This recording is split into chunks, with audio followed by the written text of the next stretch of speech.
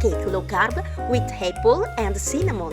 I am Alice, and for this recipe we'll be using Antico Molino Rosso Protein Pancake Mix, ideal for protein light pancakes. Grate a golden apple into a bowl, break the eggs and mix them. In another bowl, combine the flour with the cinnamon. Pour the dry ingredients into the liquid mixture. Heat the pan, cook the pancakes for 50 seconds on each side. Decorate with maple syrup and fresh blueberries. Follow us for more delicious recipes.